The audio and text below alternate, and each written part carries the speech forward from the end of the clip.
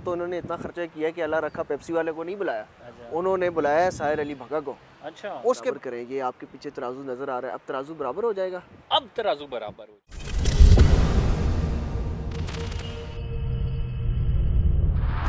रहमानिर्रहीम, अस्सलाम वालेकुम। पाकिस्तान और पाकिस्तान से बाहर सभी देखने और सुनने वालों को ज़ुबैर अली ख़ान का सलाम। आप अपना डिजिटल प्लेटफॉर्म देख रहे हैं।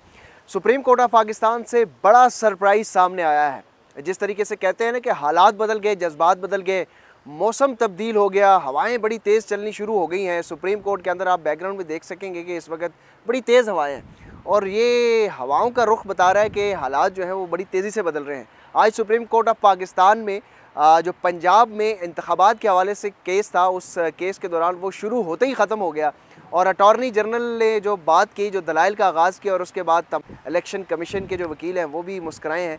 ज़ाहिर है तमाम, ना सिर्फ तमाम इदारों को बल्कि तमाम सियासतदानों को भी एक सरप्राइज़ मिला है और ज़्यादातर ये सरप्राइज़ जो है ना वो इमरान ख़ान को मिला है। बाकी तो मुझे लगता है कि सारा कुछ चीज़ें जो हैं वो लग रहा है कि कुछ तय होने जा रहा है। इस हवाले से हम बात करेंगे। हमारे साथ मौजूद होंगे सुप्रीम कोर्ट के सीनियर कोर्ट रिपोर्टर कमर जैदी। ज़ुबैर, बहुत बहुत शुक्रिया प्रोग्राम में ज्वाइन करने के लिए। हम बात सबसे पहले करते हैं कि आज ये हवाओं का रुख आपको तब्दील नज़र आ रहा है? बहुत ये तो हवाएं नहीं है, ये तो आंधी चल रही है और जिस तरह मुल्क में इस वक्त सारी उखाड़ पिछाड़ हो रही है, अब लग रहा है कि ये हवाओं का रुख तब्दील हो रहा है और एक सेफ़ पैसेज कुछ निकालने की कोशिश की जा रही है। क्या डील हो गई यार? सेफ पैकेज तो ऐसा लग रहा है कि हमें जिस तरह से सेफ पैकेज नज़र आ रहा है उसके तहत तो ये जो है एक फेस सेविंग भी है, उसके तहत आपको पता है कि एक बहुत बड़ा सरप्राइज़ है जो कि एक्सपेक्ट नहीं किया जा रहा था। इतना बड़ा सरप्राइज़ देखिए, सरप्राइज़ मेरे ख्याल से पाकिस्तान तहरीक इंसाफ के लिए है या इमरान खान के लिए है, बाकी तो किसी के लिए कोई सरप्राइज़ लग नहीं रहा और मुझे लगता है कि हुकूमत ने ये जो सरप्राइज़ दिया है, ये सरप्राइज़ उनके लिए सेफ पैसेज है। ज़ुबैर, हुआ क्या है? हुआ ये है कि आज जब attorney general of Pakistan Rustam पे आए, उन्होंने कहा माय लॉर्ड, वो जो एक रिव्यू जजमेंट बिल है वो पास हो चुका है सर, वो आपके ऑर्डर्स के रिव्यू के हवाले से है और उस बिल के मुताबिक अच्छा उसमें एकदम से चीफ जस्टिस हैरान भी हुए ना कि ये एकदम से क्या हो गया, रातों रात क्या गेम डाली है। तो हम ज़रा ये बता दें, बहुत सारे लोग प्रैक्टिस एंड प्रोसीजर बिल जो है उसको इसमें मिक्स कर रहे हैं। ठीक है कि ये प्रैक्टिस एंड प्रोसीजर बिल था, उस पर तो स्टे हो गया क्योंकि 184(3) यानी चीफ जस्टिस के पावर्स को वो बिल देखता है। तो फिर जब चीफ जस्टिस ने कहा कि नहीं, बड़ी अच्छी बात है, ये तो अगर हो गया इसमें तो बड़ा स्कोप इन लार्ज हो जाएगा, किसी ने एप्लीकेशन ऑफ माइंड है ज़बरदस्त किस्म की किसी की, और फिर उसके बाद उन्होंने इसकी तारीफ़ें की। अब ये बेसिकली बिल क्या है लोगों अच्छा, इससे पहले पिछली समात पे अटॉर्नी जनरल के साथ क्या किया था चीफ जस्टिस साहब ने? अटॉर्नी जनरल को कहा था कि यार यहाँ पे आप जो के हमारे कानों में बातें करते हैं ना, वो सुनाते हैं, वो ना किया करें, या आप देखें, ख्याल करें। और आज उन्होंने तारीफ की है आज तो उन्होंने कहा नहीं बड़ा ज़बरदस्त यार, अच्छी बात। और बहुत देखिए, आपने जुडिशियल कमीशन बनाना, जुडिशियल कमीशन के लिए आपने करना तो यार थ्रू प्रॉपर चैनल लाएं। आप हमारे पास, मैं खुद नहीं शामिल होऊंगा, आज हुकूमत से खुश थे। अच्छा देखें, सबसे इम्पोर्टेंट जो चीज़ है ना इसमें कि ये बिल हुआ कब, ये कैसे आया और क्यों आया। ये बिल बेसिकली ज़ुबैर, आपको पता है कि ये बिल जो है ना, ये सुप्रीम कोर्ट के वो ऑर्डर जो 184(3) के तहत लिए गए हैं, उन ऑर्डर्स को रिव्यू करेगा जी। होता क्या है? होता ये है कि जो ये रिव्यू का इख्तियार होता है ये बड़ा नैरो होता है, इसमें कोई लॉ पॉइंट मजीद आप नहीं लेके आ सकते, नहीं डिस्कस कर सकते। आपने जो अपना वकील किया हुआ होता है, पहले जो मेन केस आर्ग्यू करता है वही रिव्यू में आगे आर्ग्यू करता है और 60 डेज के अंदर आपने ये रिव्यू फाइल करना और वही बेंच सुनता है, और वही बेंच सुनता है। अब नए बिल जो सदर मुमलिकत ने 26 तारीख को उस पर सिग्नेचर कर दिए और आज आके पता लगा है तो तमाम चीज़ें ही बदल के रह गई। अब इससे ये होगा कि इलेक्शन, पंजाब का जो इलेक्शन का केस है वो चीफ जस्टिस नया बेंच तरतीब देंगे, वो लार्जर बेंच होगा, 3 रुकनी बेंच नहीं करेगा। वो जो चीफ जस्टिस की जिद थी कि इसी 3 रुकनी बेंच के साथ सुनना है, वो बिल आखिर खत्म और एक रास्ता निकल गया कि जो 30 मई का फैसले के ऊपर अमल दरामद नहीं हुआ। ये फेस सेविंग जो ज़ुबैर ने बात की थी, ये किस तरह से हुई है? ये बेसिकली देखें, फेस सेविंग इस तरह से हुई है कि जो चीफ जस्टिस ऑफ पाकिस्तान है वो अपनी पावर 14 मेरे ख्याल से बातें इतनी सख्त थी, गर्म थी कि वो मोबाइल भी बर्दाश्त नहीं कर पाए। वो गिर गया। अच्छा जी, आपका मोबाइल भी गिरने वाला है। हाँ, मेरा गिरने आपने भी सख्त बातें नहीं करनी, नहीं, मैं थोड़ा सा कम क्योंकि आजकल को जो सख्त बातें करते हैं ना वो गिर जाते हैं। ठीक है। हम फिर उसी चीज़ पे आते हैं कि सेफ पैकेज जजेस को किस तरह से जी मिला जी है। जी। सेफ पैकेज जजेस को इस तरह से मिला है कि देखें, आपने एक फ़ैसला दिया था, उस फैसले का कुछ हो नहीं सका, ठीक है, 14 मई को आपके पास ऑप्शन थी कि आप तौहीन अदालत के वाले मामले पे जाएं या फिर आप इसको रिव्यू को एक्सेप्ट कर लें। जी। एक्सेप्ट आप करना नहीं चाहते क्योंकि आपकी ही जजमेंट है पहले। तौहीन अदालत वाले मामले में आप जाना नहीं चाहते जाना क्योंकि चाहते। पार्लियामेंट से इंडोर्स है आप और एक हालात बड़ी भी ऐसे नहीं बेहतरीन रहे हैं। लेगेसी छोड़ के जाना चाहते हैं। अब हुआ क्या, अब हुकूमत ने रेस्क्यू कर लिया। रेस्क्यू कर। कैसे रेस्क्यू किया?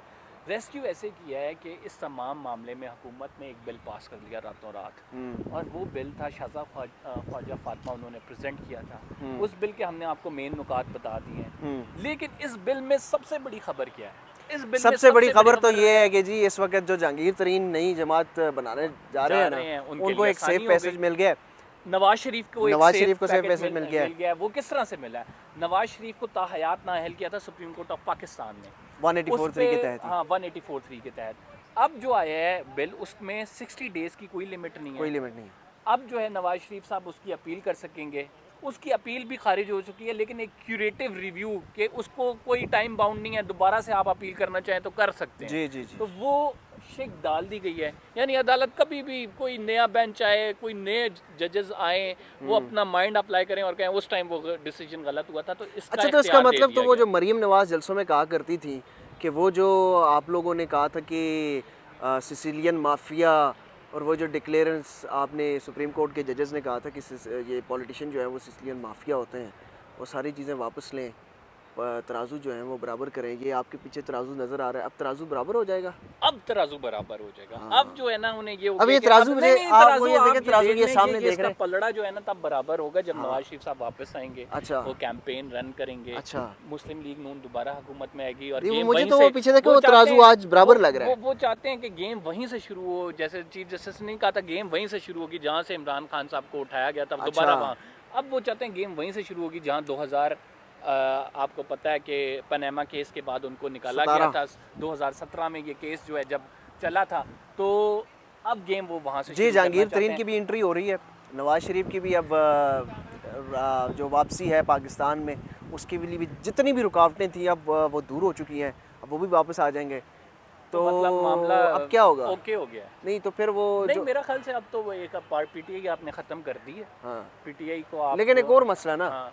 कल वो मरीम नवाज ने लिबर्टी में एक बहुत बड़ी रैली भी निकाली है, जलसा भी किया है। उसमें सुना है कि इस बार तो उन्होंने इतना खर्चा किया है कि अल्लाह रखा पेप्सी वाले को नहीं बुलाया, उन्होंने बुलाया साहिर अली भगा को। अच्छा। उसके बावजूद वो वॉइस ऑफ अमेरिका, और तो बाकी छोड़े ना, बाकी तो सारे प्रो इमरान खान है। वॉइस ऑफ अमेरिका ने जो तस्वीरें लगाई हैं वो जूम करके आप देखें, कोई बंदे ही नहीं है, तो उसका क्या करेंगे?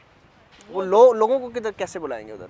वो इमरान खान साहब ने, आपको पता है कि साफियों से जो मुलाकात की है उसमें एक इम्पॉर्टेंट बात क्या की है? इमरान खान साहब ने सबसे इम्पॉर्टेंट बात ये की है कि उस जमात को फिक्र होनी चाहिए जिसका वोट बैंक कम हो रहा हो। हाँ। और इस टाइम पीडीएम का हो रहा है, तो मेरा तो वोट बैंक नहीं कम हो रहा, मुझे कोई फिक्र नहीं है, हालांकि बंदे टूट के जा रहे हैं। बहरहाल लेकिन उनका कॉन्फिडेंस लेवल देखें, उन्होंने कहा जी मुझे टाइम बता दो, कब तक पार्टी का जो तोड़ने वाला काम है ख़त्म करोगे, उसके बाद इलेक्शन अनाउंस कर दो।